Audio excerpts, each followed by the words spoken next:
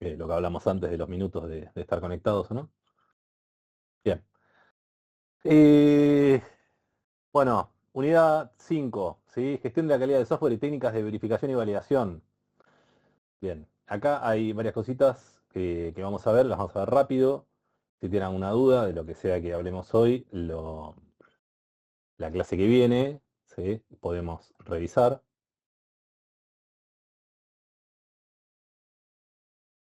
Cualquier tema que no haya quedado del todo claro, pero la verdad es que hay mucho contenido que es como es como demasiado teórico, entonces lo vamos a dar rápido.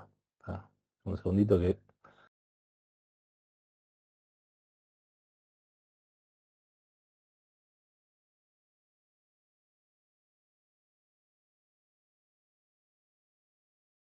Bueno, empezamos entonces. Dijimos que lo que vamos a ver hoy va a ser un poco esto, ¿no? Introducción a la gestión de la calidad del software, planificación de la calidad, estándares internacionales de este tema, técnicas de verificación y validación y lo que es la Sprint Review, ¿sí? Bien. Entonces, ante todo vamos a hablar de por qué fallan los proyectos de software. Bueno, hay un informe que es el Standish Group Chaos Report de 2023, que es muy bueno, ¿sí? Que nos puede marcar una de las causas principales, ¿sí? Espérate, mamá, Eh, espérate. ¿Cómo? Ahí está, ¿Qué te tapa? ahí está. Bueno, Brian, bienvenido de vuelta. Estaban duras las milanesas, ¿no? Costó masticar. Ahí está. Bueno, cuestión, entonces, ¿por qué fallan los productos de software? Bueno, por esto que dijimos, ¿no?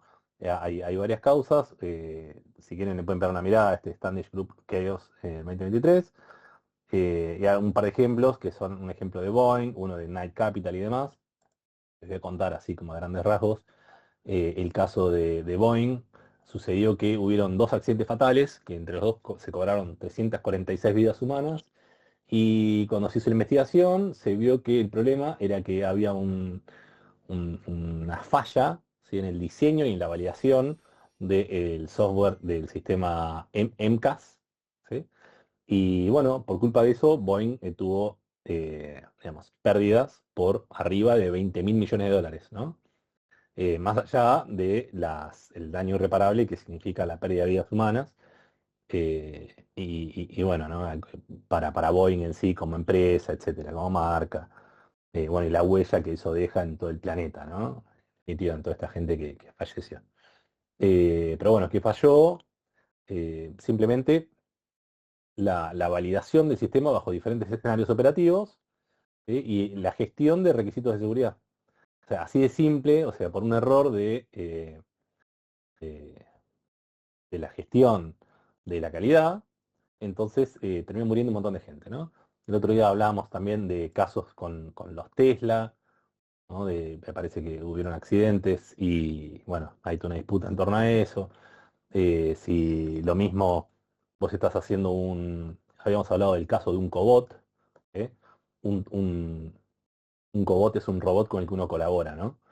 Y de repente se te olvidó agregar algún tipo de rutina de seguridad, falla un sensor, ¿sí? Entonces el cobot gira el brazo como si nada y te la pega en la nuca y te mata.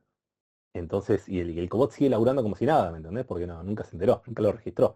¿Por qué? Porque de repente tal sensor no estaba funcionando. Entonces, te faltó una línea de código, ¿no? Si tal sensor no dice que está ok, ¿me entendés? Si no tengo la señal de que tal sensor está ok, entonces detenete, ¿no? Tipo, if tal cosa, ya está. O sea, solamente te salteaste esa línea de código y podés hacer un desastre, ¿no? Bueno, en fin, hay varios casos de esos. El de Night Capital, a ver, lo tengo acá anotado. Dice, un error en el despliegue de código nuevo provocó pérdidas de 444 millones de dólares, la empresa casi quiebra. El problema fue la activación accidental de un código legacy que ejecutó millones de operaciones erróneas en el mercado. Todo esto en 45 minutos. ¿Cómo la ven? Tremendos. Hermoso, ¿no? Hermoso. Eh, Todavía están tratando de, seguramente al pibe que apretó el botón para deploy, todavía están tratando de encontrarlo. Pero bueno. Bueno, y así, son muchos casos que pueden tener consecuencias enormes por cuestiones de calidad. Entonces, hay como estrategias, ¿sí? Eh, que están estandarizadas, normas estandarizadas, que unas importantes son estas, ¿sí? Y, perdón, no, esto lo que hace es define qué es la calidad. Pero bueno, estas normas ISO, ¿sí? Son normas de estándares de calidad, eh, y que nos ayudan justamente a tener un framework sobre el cual trabajar para gestionar la calidad de un proyecto de software.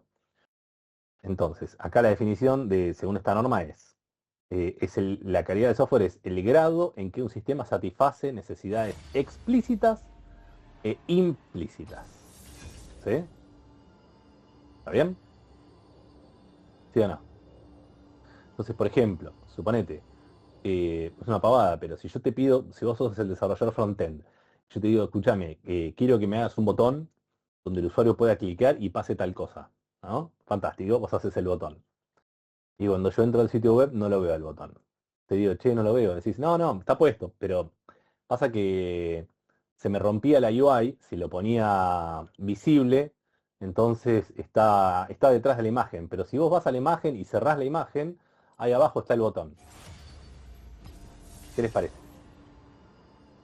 No está el botón. No, claro, pero No, exacto. no estaría del todo bien, ¿no? Hay ciertas necesidades implícitas. Es tipo, escuchame una cosa, genio, ¿sí?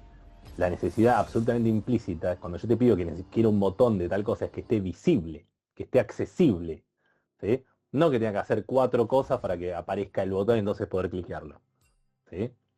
Bueno, entonces hay, pues te digo, eso es de mala calidad. En esa solución fue de muy mala calidad.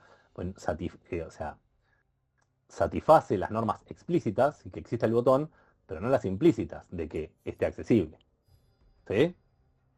¿Está bien? Bueno, entonces, después, por eso nada.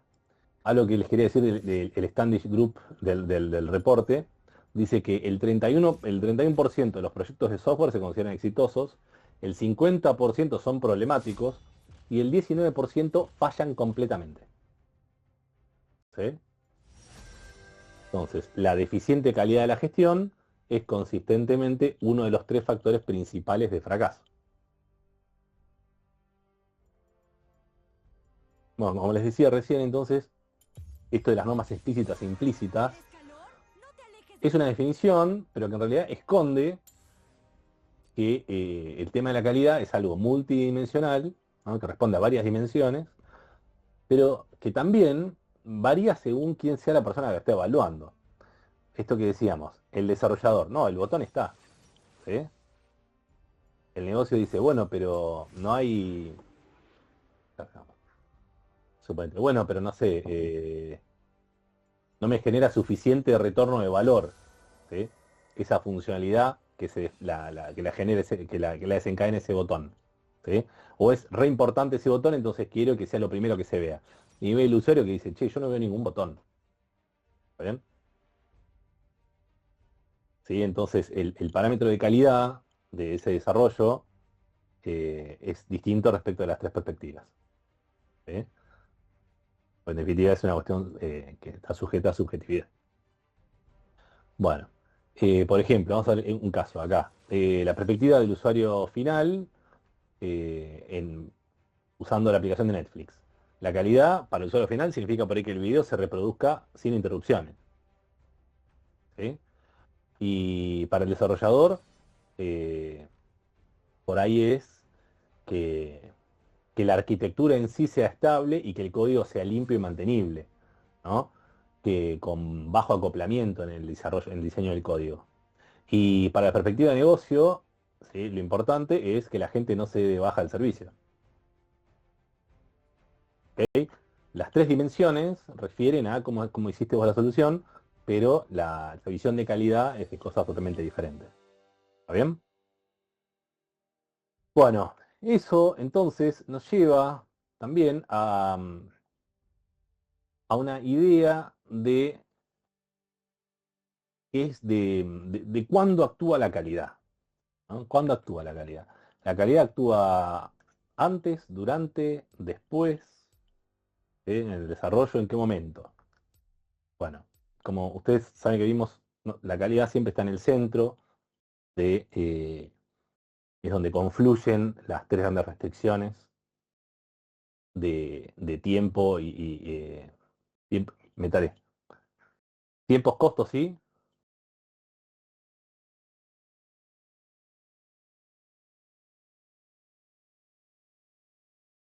¿Cuáles son las tres grandes restricciones, chicos?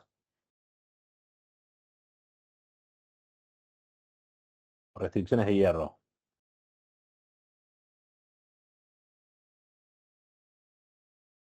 ¿Cuáles son? ¿Alguien que la diga? ¿Nadie? Hola, hola. No me acuerdo, profe. ¿Cuál es la otra? El Profe, alcance. El alcance, ¿sí? es. Bien. Bueno, entonces, cuando hablamos de la calidad, como decía recién, hay básicamente dos lados de la calidad. Uno es el Quality Assurance, o QA, aseguramiento de la calidad, y el otro es el Quality Control, o QC, ¿sí? El QA es un enfoque preventivo, ¿sí? ¿Por qué? Porque se definen procesos, se definen estándares, métricas y buenas prácticas antes de construir, antes de desarrollar. ¿Bien? Es como una filosofía previa, que es un montón de procedimientos que se establecen para que las cosas salgan mejor. Y el QC es, más allá de que vos hayas hecho todo lo preventivo, es un enfoque correctivo. Verifica el producto después de construir. Entonces, si vos armás una máquina y la máquina genera tornillos, y esos tornillos usaste todos los procesos sabidos y por haber para que salgan bárbaros, pero si tenés un lote que te salió mal, puede pasar, ¿sí? Entonces hay que ver por qué pasó y para detectar eso, entonces tienes que hacer un control de las cosas que salen del proceso. Bueno, eso es QC. Y QC controla las cosas que salen de ese proceso cuidado que es QA. ¿Ok? Sí, profe. Sí, Bien. sí. Bueno, son 78 filminas. Seguimos por las 7. Vamos. Resiliencia. No, relajen, no son tantas. Pero son 37. Eh, bueno, la idea entonces es que lo que es QA ya lo hablamos, ¿sí?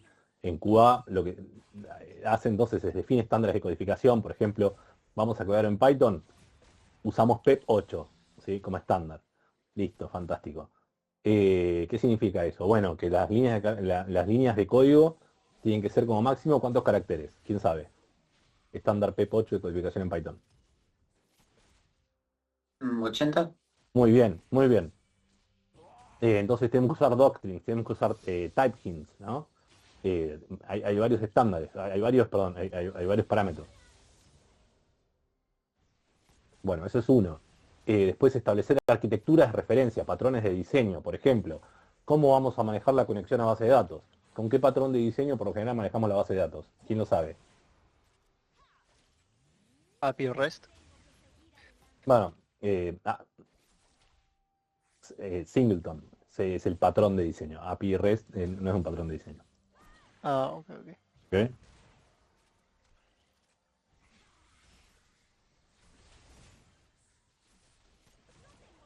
Bien, API REST es un estilo de arquitectura de software. ¿Sí? Es un estilo arquitectónico, no es un patrón de diseño. El patrón en este caso era Singleton. Bueno, eh, bien, después esto de cómo se implementan los pipelines de CI/CD. ¿Sí? Eso forma parte de QA, que es lo que vimos más temprano. ¿Okay?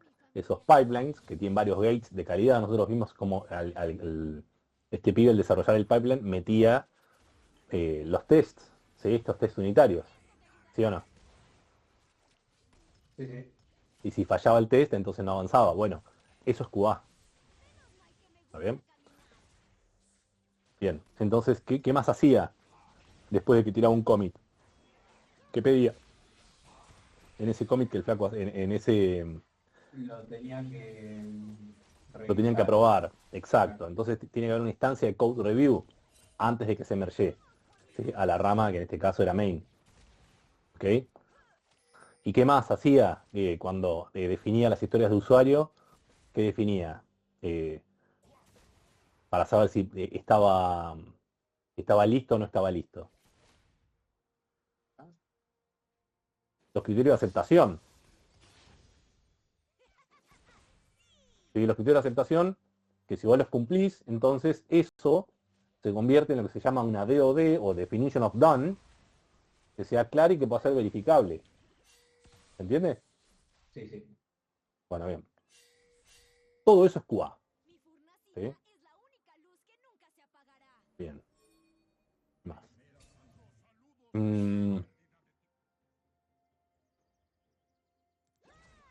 Bueno, en el QC está el tema de hacemos testing manual exploratorio, puedes hacer pruebas de regresión, inspección de código post desarrollo, los análisis, bueno, analizar los bugs que se reporten, hacer auditorías de seguridad. ¿Eso qué ruido que fue? ¿Entró alguien? Sí, entró alguien. Bien.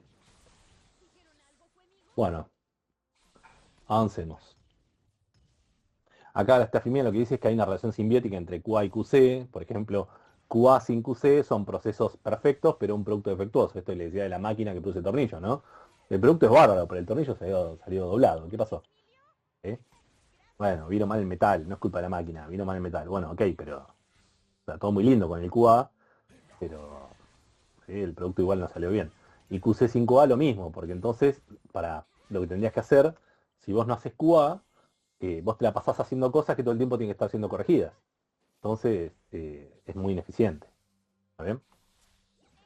Bueno, QA y QC entonces son, digamos, la diferencia entre metodologías ágiles digamos, tradicionales. Esto está mal acá, estos tradicionales, no, cascada. Pero bueno, entre tradicionales y ágiles, es que QA y QC son instancias fijas en Waterfall, ¿sí? Y en Agile es una actividad continua. ¿Sí? ¿Bien? Bueno, esto en DevOps fue lo que vimos más temprano en el video, de cómo el QA, perdón, cómo el QC tiene una participación a lo largo de todo el ciclo de vida del proyecto, con cada nuevo commit que yo hago, con cada nuevo merge, vemos justamente el QC para poder avanzar. Y también con el tema de el concepto de shift left testing significa que en estas nuevas metodologías, en esta forma de pensar el ciclo de vida de los proyectos de software como un ciclo de CI/CD, lo que pasa es que el testing pasa de ser una etapa que está muy a la derecha, que está al final de ese pipeline, ¿sí? Pasa a estar muy temprano, pasa a estar más hacia la izquierda, como si yo lo pensara como un tablero Kanban, ¿no? Que a la izquierda tengo lo que está por hacer y a la derecha el producto terminado. Bueno, el QA antes estaba como muy a la derecha. Y lo que se hace en estas metodologías ágiles y con toda esta dinámica de CICD es que el QA, perdón, el QC pase bien hacia la izquierda. ¿Se entiende qué significa esto de shift left testing? ¿O no? Shift left significa un cambio hacia la izquierda, un traslado hacia la izquierda. ¿Se entiende o no? Sí, sí. Bueno, bien. ¿Qué más? Bueno, acá, la norma esta, ISO 25000, ¿sí? O Square. Square viene de Software Quality Requirements and Evaluation. ¿Sí? ¿Qué significa? Los requerimientos de evaluación de la calidad del software. Es una familia de estándares internacionales que reemplaza y amplía a una norma antigua, ¿sí? Que es esta, que son estas dos. ¿Ok? Bien, y esto es un framework, ¿sí? Es una manera, digamos, es una forma de trabajo, ¿sí? Que nos ayuda a especificar, medir y evaluar la calidad del software. ¿Sí? Especificar, medir, evaluar, bueno, planificar y gestionar evaluaciones de calidad. Es lo que dije recién, pero con más palabras. Bueno, esta familia que yo les decía, entonces son estas 5 normas. ¿Sí?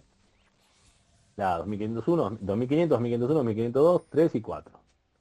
Y cada una de estas tiene un enfoque particular. ¿Sí? Entonces tenés la 2500N, que es esta de acá, que la 2500N, digamos, define todos los modelos, los términos y las referencias comunes, ¿sí? De la familia, de esta familia de normas. Entonces, esto es para la gestión de la calidad, digamos, como la piedra base. Después tenés la 2001, la 5001, perdón, la 2501, que es la división para el modelo de calidad. Y esto te define 8 características de la calidad del producto que ahora las vamos a ver. ¿Sí? Y nos dice qué es lo que vamos a evaluar. La 2502, que está acá, dice división para la medición de la calidad. Bueno, esto entonces lo que hace es definir métricas. Se define métricas. Por ejemplo, sobre la mantenibilidad, la eficiencia, desempeño, es decir, nos dice cómo medirlas, ¿sí? Cómo medir esas cosas. ¿Qué más? La 3 son guías para especificar requisitos de calidad. Y después la 4, lo mismo. No lo mismo, pero son procesos y métodos para evaluar si el producto cumple con los requisitos establecidos. Bueno, como ven, todas estas cosas operan en conjunto para darnos un framework completo de cómo gestionar la calidad de software. Bueno, acá estos están justamente en esta norma, ¿sí? ISO 25010, o lo que vimos recién como 2501N, ¿sí? Que nos define las características de calidad del producto. ¿Sí? Funcionalidad, confiabilidad, usabilidad, eficiencia, mantenibilidad, portabilidad, seguridad y compatibilidad. ¿Vale? ¿Por qué pasa esto? Bueno, porque hubo un cambio en el que el mundo se dio cuenta que era importante pensar en la seguridad como prioridad, ¿sí? Por cuestiones de la experiencia del usuario y por entornos, lo que viene de entornos modernos como lo son los entornos cloud y los entornos mobile. Esto antes no existía. ¿Ven? Hace 25 años atrás, en la otra comisión yo les contaba, hace muchos años yo empecé a hacer en dirección de marketing online, haciendo targeted marketing, que en esa época era como hacer tipo rocket science, hace 25 años, y eras un recontra hacker, digamos. Y no, era una pavada, pero todavía no se hacía mucho en el mundo. Y una de las cosas que pasaba como es que había muy poca seguridad en el tema de los emails. ¿Sí? Todavía hay poca seguridad en el tema de los emails. Pero en esa época había muy poca seguridad y con muy poquito vos podías mandar un nombre a una persona haciéndote pasar por Microsoft. Y podías mandar un mail @microsoft.com. ¿Se entiende el nivel de caos en el que se vivía del lejano oeste? Entonces, los ataques ¿cómo se llama estos? De ingeniería, eh, eh, eh, eh, donde vos mandabas, o sea, a alguien le decías, che, tu cuenta va a caducar, tenés que conectarte de vuelta, y bla, bla, bla, y le sacaba la contraseña a todo el mundo. Hacías desastres, ¿no? Bueno, podías hacerlo si los querías, yo jamás lo hice, obviamente, pero sí estaba al tanto de estas cosas que pasaban. Y bueno, era un problema, era un serio problema. Bueno, entonces Internet fue evolucionando, los servicios fueron evolucionando, las necesidades fueron evolucionando, y por eso estos estándares también evolucionaron. ¿Sí? Bueno, entonces, como dijimos, estas normas nos dan un modelo de calidad del producto y los podemos ver con un diagrama radial con 8 características principales. Y radial porque en el centro está la calidad, y la calidad tiene todos estos atributos, ¿no? Ahora acá se ve mejor. ¿Sí? ¿Sí? Entonces tenés cuestiones de la calidad que son internas y cuestiones de la calidad que son externas. Los dos gráficos son lo mismo, uno está más lindo que el otro. Y acá tenemos los 8 atributos que yo les mencionaba. ¿Sí? Y bueno, como está todo escrito en la filmina, tiene poco sentido que yo se los lea. Sí, peguen una mirada a la filmina, pero en definitiva es esto en cuanto a lo funcional, en cuanto a la performance, que tiene que ver con esto del rendimiento, la compatibilidad, ¿no? Poder que tu software pueda coexistir con otras cosas, que sea interoperable, la usabilidad, que tiene que ver con todas estas cositas que están listadas acá, la fiabilidad, que tiene que ver con estas que están listadas acá, como la madurez, la disponibilidad, la tolerancia a fallos, la capacidad de recuperación, ¿sí?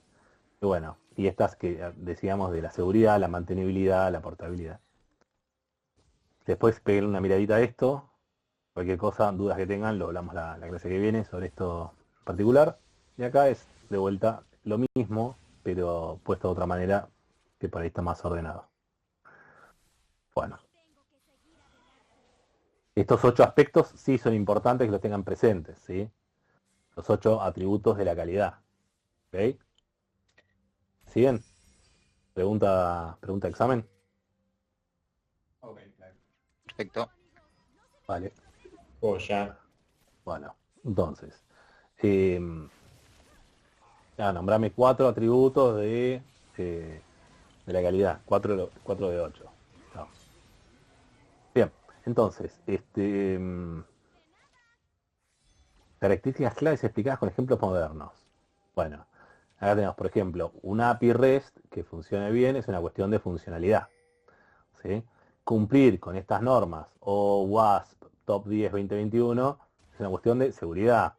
Que el código sea legible, no sé en GitHub por qué dice, pero que el código sea legible es una cuestión de mantenibilidad. ¿Está bien? Es muy difícil mantener un código que está mal escrito, o sea, que escrito como una torre Shenga.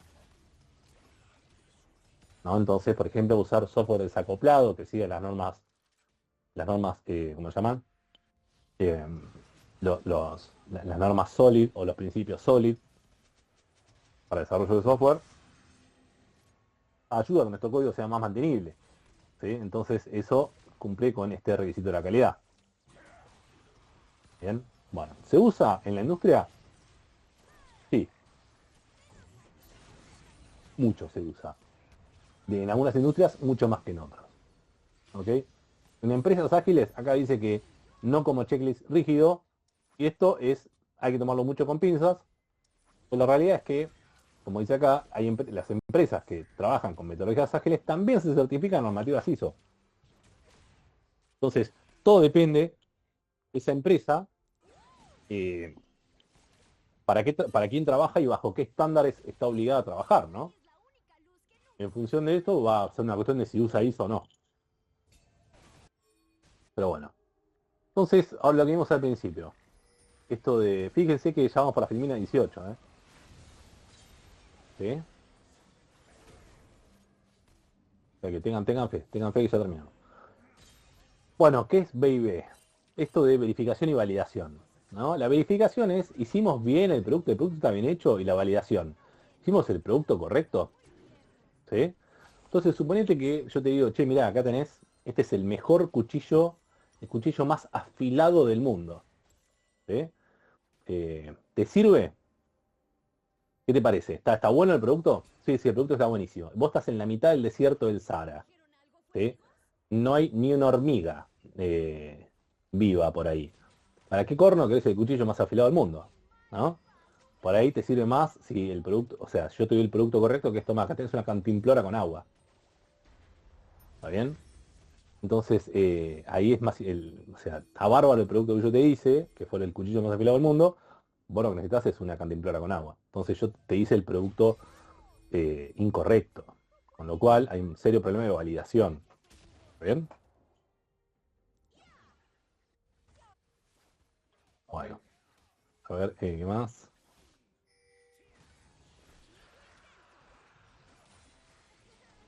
¿Qué viene acá? No, vamos un poquito más acá. Ya después nos podemos hablar del code review. Sí. Bueno, la idea entonces con la verificación es comprobar que el software cumple con las especificaciones técnicas que se relevaron. Y tiene que ver entonces con la conformidad de esos requisitos documentados. ¿Sí? La idea es preguntarnos si el código hace lo que el documento de, de requisitos dice que es lo que tiene que hacer. ¿Sí? Eso es en cuanto a la verificación. En cuanto a la validación, lo que tenemos que comprobar es que el software resuelva el problema que tiene el usuario, o bueno, el cliente. Es sobre la satisfacción de necesidades reales. ¿Sí? Ahí nos preguntamos si esto que estamos haciendo es lo que el usuario realmente necesita, ¿no? Este ejemplo que yo te decía del cuchillo y la cantimplora en el desierto. ¿Sí? Bueno, para una verificación exitosa, entonces, por ejemplo, podemos decir que, como un ejemplo, que un sistema nos envía notificaciones push exactamente 24 horas antes de tener una cita con el médico, ¿no? Fantástico. Se pasan todas las pruebas unitarias y la funcionalidad se verifica. Ahora, en cuanto a la validación, de repente tenés a los usuarios que dicen, escúchame, no me sirve que me avises un día antes. Con un día antes yo no me puedo organizar la agenda. Yo necesito al menos 2 días de anticipación. Entonces, en ese caso, digamos, la verificación está bárbara, pero la validación está mal. ¿Sí? Y hay que corregirlo. ¿Ah? Ahí está como más bajado a algo práctico real. Bueno, entonces vamos ahora con los code reviews. Bueno, un code review son las revisiones de código que uno lo que hace es tener un checklist, ¿sí? Para que sea efectiva esa reunión de code review. Y en ese checklist hay ciertas cuestiones generales, como por ejemplo en cuanto a la legibilidad y el estilo. ¿Sí? Entonces, los nombres de las variables están bien, ¿ustedes qué tipo de estándares conocen para nombrar variables, por ejemplo?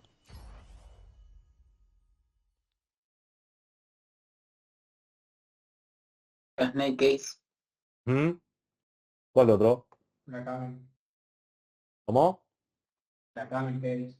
Muy bien, Pascal y ahí, Case, Camel muy bien, Case, hay ahí está. varias. Esos son los tres más usados, ¿no? Pascal, Snake y Camel. Creería que sí. Bien. Después, por ejemplo, en cuanto a legibilidad y estilo, eh, de código, ¿qué otra cosa puede ser? Ya dijimos la extensión de las líneas, mencionamos, no sé, usar los docstrings y los type hints. ¿Qué otra cosa podría ser?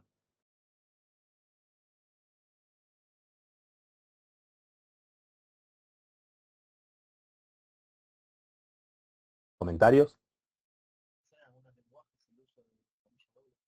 ¿Cómo? Lo sé, profe. Comentarios es medio subjetivo, ¿no? Porque uno trata de codear para que se autodocumente, por lo general. Ujú, Quizás los comentarios es para algo más específico. ujú. Y por ejemplo, cuando es un código muy complejo o muy extenso, vas metiendo comentarios como para que el que lo está siguiendo no tenga que leer 100 líneas de código hasta entender de qué se trata. Las regions o los tags pueden llegar a entrar también. Bueno, también, y si no, otras cosas como por ejemplo puede ser el tema de seguir ciertos estilos o, ¿cómo decirlo? Buenas prácticas, ya dijimos, además de los Solid. eh, Solid es uno, hay otro que es Don't Repeat Yourself, ¿no? DRI, ¿no? Esto de reutilizar el código todo lo posible. Eh, Otra cosa que puede ser el tema de un estándar de cómo codear, que es una cuestión de estilo, esto de keep it simple, ¿no? Hay un caso, bueno, no me quiero extender, pero nos quedan muchas filminas, pero hay un caso súper curioso con el tema de la pantalla del Apple Watch, con el tema de la alarma, que para elegir los horarios no utilizaba una función, simplemente utilizaba un select de HTML, donde ponían tipo las 24 horas, en vez de hacer un loop, donde si vos te pasás de 24 vuelvo a 1, en realidad el desarrollador puso tipo 200 entradas en el select, cosa que vos puedas pasar por 9 días enteros, hasta que llega un momento que ya está al final. ¿Entendés? Dijo, es como que les pareció que era más eficiente hacerlo así, y armó un select con 200 líneas de código, con 200 entradas, en vez de armar una función de si llegas al final, volver al principio, ¿no? Nada, son entonces estilos de cómo encontrar soluciones. ¿Está bien? Bueno, en cuanto, ¿qué hay otra cosa? Dijimos legibilidad, bueno, funcionalidad, ¿sí? Si el código hace lo que dice, cómo se manejan los casos Edge, si hay validaciones de input, ¿no? Son todas estas cosas de un checklist para un code review que se suelen hacer. Porque los que están haciendo TFI saben que esta es una de las cosas que más, más vemos en TFI, porque en definitiva, cuando muestran la aplicación, no estamos viendo el código, estamos viendo la funcionalidad, ¿no? Entonces, en esto de la funcionalidad está esto de la validación y los casos Edge, por ejemplo, ¿no? Tipo, che, vos te podés registrar con un DNI que sea 999.999, ¿sí o no? ¿Está bien? No, no podés. Bueno, listo. Eh, en fin. Bueno, después tema esto del checklist, otra cuestión es el tema de las pruebas, si hay pruebas unitarias establecidas o no, si las pruebas son, digamos, son bien significativas o son pavadas. Este, bueno, a veces las pruebas no están bien hechas y no sirven para nada, ¿no? O sea, pruebas que no están bien hechas, la verdad que no sirven para nada. Es muy común cuando le pedís a la guía que te haga las pruebas, ¿no? No sé si a alguno le pasó, decir, che, armame los tests, fantástico. Y vos ves que pasan todos los tests, pero después la funcionalidad no funciona. Decís, viejo, ¿qué onda? Y cuando ves los tests decís, ah, ok, ahora entiendo. Porque está testeando la mitad del proceso, ¿sí? Pero no se fija que el proceso se haya terminado y cómo resultó. ¿Está bien? ¿A Sí, alguien le sí. pasó eso? ¿Alguna vez? Nadie. No, ¿No les pasó nunca? no, es que no laburo de esto. Nada. Ok. Bueno, este, buenas prácticas de code review. Entonces dijimos acá, esto de, por ejemplo, Google y Microsoft reducen errores en 15 o 30% implementando reviews sistemáticos. ¿Sí? Ok. Eso es un dato de color. Bueno, pruebas unitarias. ¿Qué son las pruebas unitarias? Esto estamos hablando recién. ¿Sí? Son estas pruebas que validan lógica a unidades aisladas de código. Y tienen que seguir los principios FIRST, que significa que son fast, independent, repeatable, self-validating y timely. ¿Sí? ¿Qué significa eso? FIRST, entonces, es un acrónimo de F de fast, ¿sí? O sea que tienen que ser pruebas que se puedan ejecutar rápido, no que tarden media hora ejecutándose cada una, ejecutar rápido. Porque las vas a desarrollar, o sea, las vas a ejecutar con cierta frecuencia, si no, no las ejecutas nunca. Independent, entonces tiene que poder ejecutarse en cualquier orden, sin depender de, de un estado de otras pruebas, ¿sí? No puede haber un estado compartido. ¿Ok? ¿Alguien sabe lo que significa stateful? No. ¿No? Y stateless. Sin estado. Sí, el estado. Muy bien, ahí va. ¿Y cuál es la diferencia entre stateful y stateless? ¿Alguien le suena algo? El full me suena a que está lleno, como que Bien. se puede haber terminado el estado, ¿no? Claro, algo stateful significa que recuerda los estados previos. Y algo stateless, ¿sí? Es algo que trata cada solicitud como algo nuevo. ¿Ok? Entonces, la idea es que estas pruebas unitarias sean como stateless, ¿sí? Para no tener que estar dependiendo de los estados de otras pruebas anteriores. ¿Sí? Por eso son independent. Bueno, que sean repetibles. La idea es que con el mismo input tenga el mismo output siempre. ¿Sí? Y esto de repeatable, en realidad, lo que te está diciendo, la R de repeatable, te dice que sean determinísticas. ¿Sí? Esto es algo como muy genérico. pero nos está pidiendo que sea algo determinístico. Cuando vos le pedís a la IA, o le decís, cuando le escribís, le decís, hola, ¿cómo estás? ¿Sí? Siempre te contesta algo diferente. No te contesta algo exactamente lo mismo si vos le haces exactamente la misma pregunta. ¿Sí o no? ¿Está bien? Porque Sí, sí. en todo el quilombo de hardware y de software que se requiere para que la IA te conteste, pasan tantas cosas que hacen que hayan al menos pequeñas cositas que van cambiando. Y en esas pequeñas cositas que van cambiando, entonces significa que la respuesta también cambia. Porque la respuesta depende de esas pequeñas cositas. Por eso la respuesta de la IA termina siendo siempre indeterminística. Vos no sabés lo que te va a responder. Vos tenés una idea general de que te puede llegar a responder, pero no sabes exactamente qué y cómo te va a responder. ¿Ok? Ese es uno de los grandes problemas de la IA generativa cuando usamos, digamos, eh, procesos que corren en recursos de los que no tenemos el control total. Si nosotros usamos procesos que corren en un recurso del cual sí tenemos el control total y nos podemos asegurar que cada uno de los requests que hagamos eh, se encuentren con el sistema de la IA en el mismo estado para respondernos, la respuesta sí va a ser determinística. ¿Está bien? Pero si no, no. Entonces, en este caso, justamente la idea es que esto sea repeatable, que sea determinístico. ¿Sí? Que siempre que yo le ponga la misma información, salga el mismo tipo de output. ¿Vale? Bueno, self-validating, entonces la prueba debe determinar automáticamente si pasó o falló. ¿Sí? No tiene que haber una inspección manual. Así, por sí sola se tiene que dar cuenta si pasó o no pasó. Y timely, que se escriben, esto es una forma, ahora lo vemos, pero la idea de timely es que se escriben oportunamente. ¿Sí? Oportunamente significa que sea al mismo tiempo que se hace el código, pero también puede ser antes. ¿Sí? Puede ser cuando lo hacemos antes, después utilizamos qué tipo de, de desarrollo. Usamos TDD, ¿se acuerdan? Test Driven Development. ¿Sí o no? ¿Se acuerdan o no?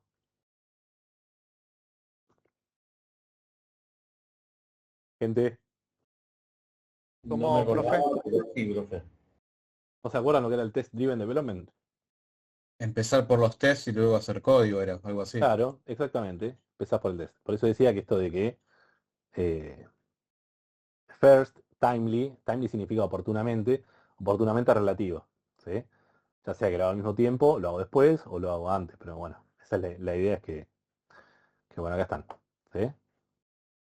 Bueno, ¿qué más? A ver, bueno, las pruebas de integración. Las pruebas de integración son, vieron, nosotros tenemos una cosa que se llama la pirámide del testing, ¿no? En la pirámide del testing tenés una base donde tenés las pruebas unitarias, después arriba de las pruebas unitarias tenés otro nivel, que es como un nivel más angostito, por eso es una pirámide, la base es muy ancha, el nivel que está más arriba es más angostito y en la punta es bien finito. Entonces en ese nivel intermedio tenés las pruebas de integración, ¿no? Como por ejemplo chequear las APIs con Postman, hacer integración de microservicios, ¿sí? Acá tenés un ejemplo. Y después tenés pruebas ya a nivel de sistema, que son pruebas end-to-end, ¿sí? Utilizando herramientas como esta, como Cypress y Selenium. Y bueno, acá como un ejemplo, una prueba de sistema que sea de punta a punta, end-to-end, ¿sí? De extremo a extremo. Te fijas todo un flujo de compra un e-commerce. Bueno, entrar en el sitio web, elegir un producto, loguearte, bla, bla, bla. ¿Está bien? Ya no son pruebas unitarias. No te fijas si el login funciona, no te fijas si la API del login funciona, si la API para checar la cotización del dólar funciona. No, no. Todo el flujo del e-commerce, ¿sí? Entero, todo el flujo de compra, lo probás. Y eso lo probás en este nivel, a nivel de prueba de sistema. ¿Sí? Cosas más chiquitas las probás acá, a nivel de integración. ¿Sí? Y cosas ínfimamente chiquitas, como justamente esto de, che, la API me responde bien, bueno, este, bueno, esa es una integración. Pero algo todavía de menor nivel sería una de estas, una prueba unitaria. ¿Sí? Suponete esto, cómo funciona, si este método funciona bien, si tal función hace lo que tiene que hacer, etcétera. ¿Está bien? Bien. Bueno, a ciertas pruebas entonces que se llaman pruebas de aceptación de usuario, ¿sí? Y esas pruebas de aceptación de usuario ya vienen en la parte como superior de la pirámide de la pirámide del testing. ¿Sí? Y acá es donde el cliente o el usuario final valida que el sistema realmente resuelva este problema, esta necesidad que tenía. ¿Sí? Es como el último gate antes de salir a producción. Y la idea es que haya un enfoque colaborativo, ¿no? Donde hay una preparación en la que el PO te prepara los casos de prueba basados en ciertos criterios de aceptación de las historias de usuario. Entonces te dice, bueno, vamos a hacer este caso de prueba, a ver qué onda. Bueno, después tenés usuarios reales que hagan la ejecución, un cliente final, usuario final, que hagan la ejecución, no el equipo de desarrollo, sino el usuario, y ejecuten esos casos que desarrolló el PO en un ambiente de staging, ¿sí? Un ambiente como de prueba, no un ambiente de producción. O sea, el ambiente de staging tiene que ser idéntico al de producción, pero no el de producción. ¿Ok? Ustedes saben eso, ¿no? De los distintos tipos de entornos, distintos tipos de ambiente por los cuales pasan pasa el código antes de llegar a producción. Sí, normalmente suele ser un ambiente de test, un incubador productivo y producción. Uh-huh. ¿Y el primero de todos cuál es? Primero. Local. Exacto, en entorno de desarrollo. ¿Sí? Muy bien.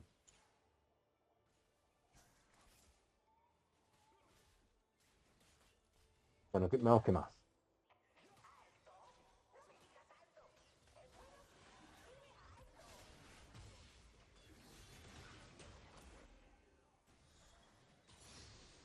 Bueno, acá lo que ya les dije, lo único que por ahí se lo dije 1000 veces, pero acá lo hice en la primera. El tema de los fallos, es clave detectar los fallos cuanto antes, ¿no? ¿Por qué? Porque después es más caro de resolver. Sí, señor. Así de simple. Bueno, y después lo último que nos queda de la clase de hoy es el tema del Sprint Review. Que la Sprint Review es una ceremonia Scrum. Según la teoría, son máximo 4 horas para sprints de 4 semanas. ¿Sí? Los objetivos son mostrar funcionalidades terminadas en estado done y obtener el feedback real del cliente o el stakeholder. El Sprint Review opera también como un control de calidad porque nos permite obtener la validación continua del valor entregado. Acuérdense que si no se lo presentamos al cliente, no podemos obtener esa validación, ¿no? La realidad es que nosotros en metodologías ágiles siempre estamos validando antes de entrar al sprint. Pero cuando salís del sprint, de todas maneras, puede pasar que no, o sea, que lo que hayas hecho de todos modos no resuelva, ¿no? Entonces, yo en la otra comisión conté lo que me ha pasado con un cliente que nos pidió que le hagamos un formulario para aceptación de documentos que sus clientes tenían que subir. ¿Sí? O sea, la empresa cliente a nosotros nos pide que desarrollemos una aplicación donde los usuarios de sus servicios tenían que subir documentos y ellos los tenían que aceptar o rechazar. ¿Qué pasó? En un día le subieron 8000 documentos. Y la UI que nosotros le hicimos, pues no esperábamos que tuvieran ese tipo de respuesta, la UI que nosotros le hicimos, tenías que aprobar uno por uno los documentos. Entonces, la persona encargada de aprobar los documentos, en un momento nos llama y nos dice, che, mirá, se me va a caer el dedo. O sea, nos estamos turnando, estoy tratando de usar un rato una mano, otro rato la otra mano, y nos estamos turnando entre las personas que hacen clic en el mouse. Es un montón, no podemos validar de a uno. No podemos aceptar de a uno los documentos. La funcionalidad estaba bien, sí, la funcionalidad estaba perfecta, pero cuando lo presentamos, incluso en la review con el cliente, al cliente le pareció genial hasta que lo empezó a usar y dijo, no, me quiero matar. Entonces me dijo, no, mirá, vamos a una cosa, déjame que yo pueda mirar los 100, ¿sí? Mirar 100 documentos, hacer una inspección visual así por arriba, y si en alguno me quiero detener, lo miro a ese uno y después aceptar de a 100, ¿no? Entonces miro 100 así con la vista, si me parece que está todo normal, listo. Y una vez que ya los pasaron, bueno, aprieto un botón y que esos 100 que yo ya vi, salvo las excepciones que me parece que están mal, las apruebo todas. Entonces pasó de tener que hacer 8000 clics a hacer 80. ¿Se entiende la diferencia? Sí. Sí, Bueno, sí, sí. entonces, En el laburo nos pasó algo muy parecido, pero casi calcado. Nos habían pedido que que desarrollemos un sistema. sí. Es un sistema por el cual se toman exámenes. Y nos habían pedido que desarrollemos alguna manera de validar los documentos que cargaban los aspirantes. Y nos dijeron, sí, no, vamos a validar uno por uno, uno por uno. Claro, cuando se dieron cuenta que de repente por cada examen o concurso tenían 500 aspirantes con 3 archivos adjuntos cada uno, dijeron, che, no, es un montón, no podemos. Claro, tal cual. Bueno, a este cliente una cosa que le ofrecimos fue, escuchame, podemos hacer que la inspección visual te la haga la IA. Y ahí dijo que no. Que era, por el tema de costos, le era más barato sentar a alguien a mirar que en los ratos ociosos que pagar el desarrollo y después pagar el mantenimiento de una infraestructura como para poder consumir ese servicio. Entonces no lo hizo. Pero bueno. Avancemos.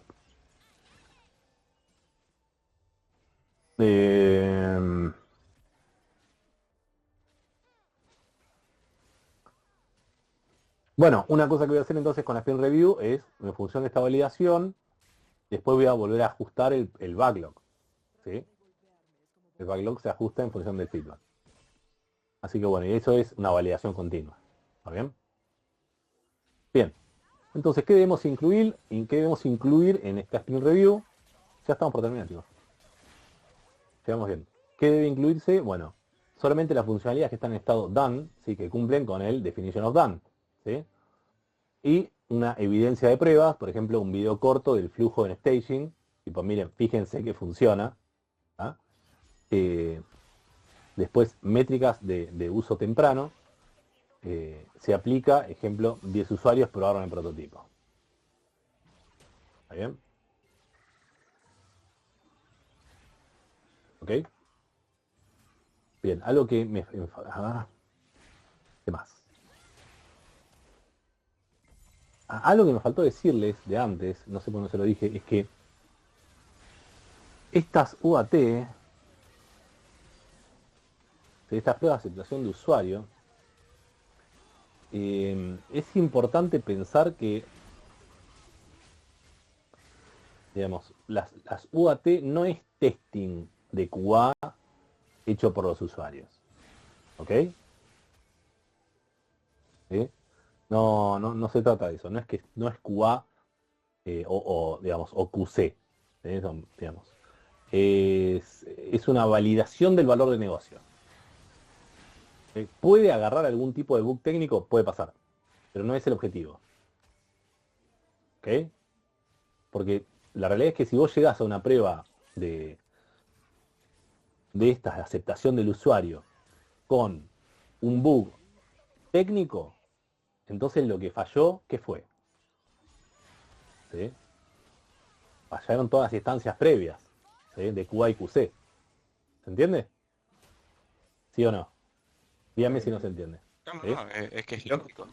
Claro, o sea, si yo llegué a la prueba de aceptación del usuario y el flaco, no, acá vemos que se rompe. No, papá, esto no... O sea, para cuando lo toco yo, ya no se debería romper. ¿Sí? Bueno, entonces eso es que están mal los criterios de QA y QC previos. Bueno, estamos hablando entonces de la Spin Review y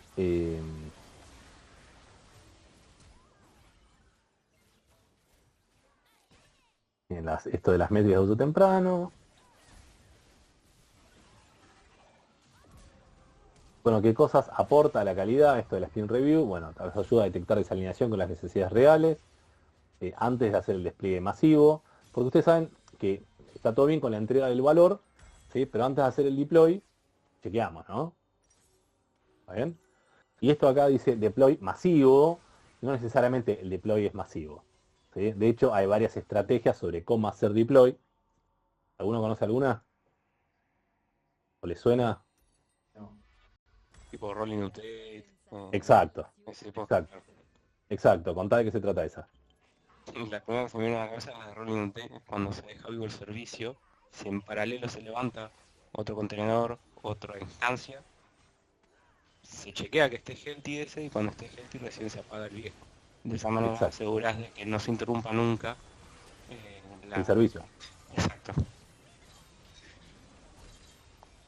Exacto, eso es fundamental.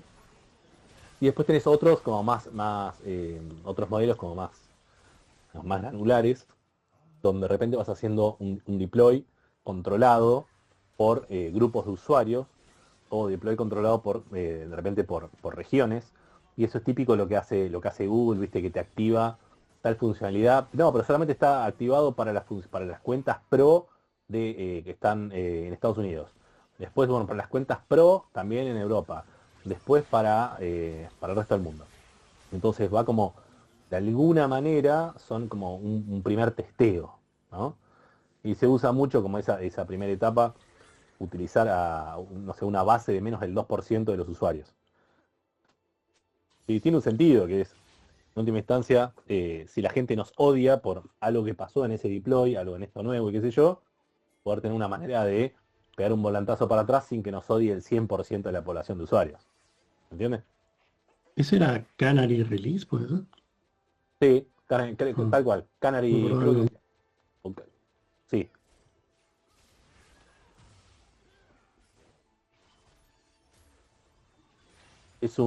Sí, es el nombre de la estrategia que te ayuda justamente a minimizar y hacer un rollout como de a poquito, sí, como un canario. El canario creo que se llama canario porque los canarios, viste, comen poquito.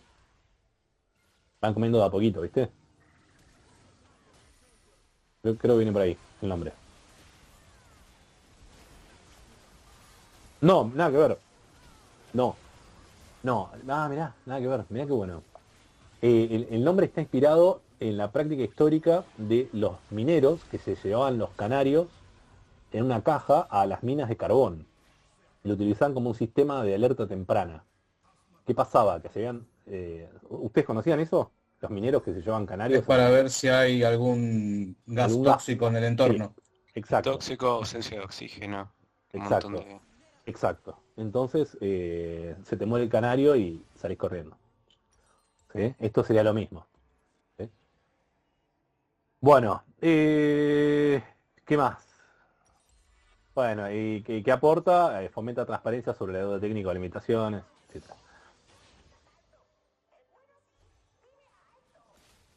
¿Qué más hay de texto que les puedo mencionar? Nos quedan 2 minutos. A ver si tengo algo anotado acá. Errores comunes, ya lo vimos. No, está acá. Bien.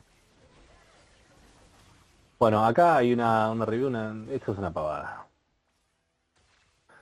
Pero bueno, veamos. Por ejemplo, en una startup, en una fintech, en una demo de app de pago, si el cliente pide más accesibilidad, entonces se ajusta el backlog. En fase 1, demo de app de pagos, se presenta una demo funcional con pagos rápidos, historial y soporte básico. Fase 2, el cliente pide más accesibilidad. El cliente detecta barreras visuales y de navegación, solicita mejora en contraste, texto más grande, soporte por voz, ¿sí? Entonces vas iterando según este feedback del cliente, ¿sí? Fase 3, se ajusta el backlog, el cliente prioriza historias de accesibilidad, mejora de UI, el lector de pantalla, modo de alto contraste, se actualiza el backlog y el roadmap. Backlog actualizado con foco en accesibilidad. Estas son como estas fases del sprint review, digamos. O sea, que nos llevan perdón, son las fases que nosotros revisamos en el sprint review. Bueno, estos son errores comunes, ¿sí? Nada, no les voy a leer esto. No, lo pueden leer tranquilamente, pero muchas de las cosas ya las venimos hablando. Y de vuelta, el checklist para una buena sprint review es esto. Tener mm, esto tiene que estar desplegado al menos en un entorno de staging, ¿sí? ¿Ok? Staging. No, no en Produ. tener casos de uso listos para mostrarlos, los flujos, que estén los stakeholders presentes y registrar ese feedback. ¿Bien? Bueno, listo, chicos, eso es lo que tenemos para ver hoy. ¿Sí? Sorry que al final se hizo largo. Yo trato de que siempre sea un poquito más cortito para no quemar la cabeza. Pero me pareció súper piola el tema de que podamos ver, aunque sea muchos, seguramente fue la primera vez que lo vieron, una herramienta como Azure DevOps que la está rompiendo, ¿sí? Así que bueno, los dejo. Cualquier pregunta que tengan, de lo que sea de la clase de hoy que no haya quedado claro, lo vemos el miércoles que viene. Que ya vamos a ver la unidad 5.2.